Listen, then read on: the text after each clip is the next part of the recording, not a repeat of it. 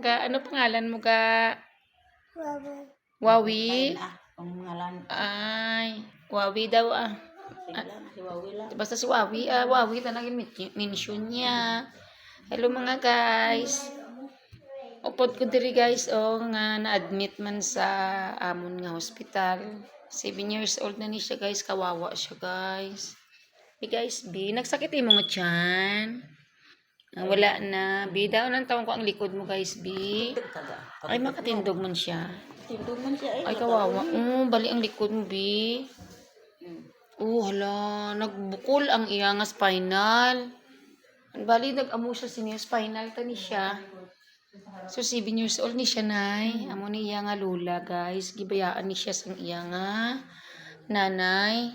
Bata pa siya nag-alaga. So, kung nagsakit iya nga tiyan, na-admit diri sa nagtapad kami sang kama. Guys, kawawa siya. Kinanglan, unikid ni siya, pero okay lang man ang kinanglan ng maninyo. Unta, hindi ka dito makatrabaho maayo kayo. Gusto ka lang nagbantay sa iya, no?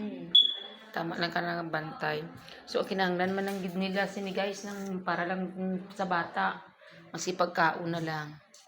So, basi kung may mga kabubuton ka mo dira. Guys, maski tinapay lang ka bata or gatas. Ano gusto mo, guys? Gatas? Ano pagid?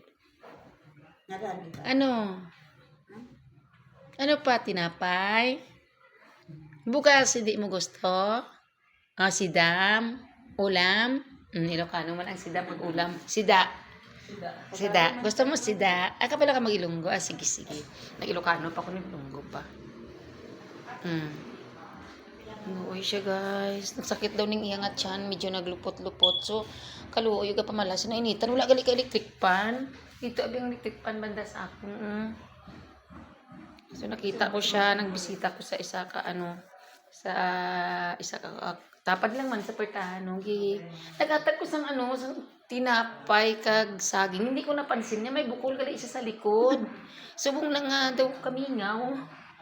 Sige lang ga Taloy, ang kagid may magatag sa imo. Ha? Mangayo ta sa ilasang tinapay, ha? Mga tinapay. Oo.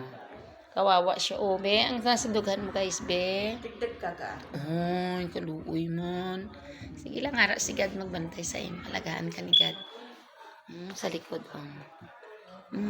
gid siya pa. Guys, ara ang iya nga lula.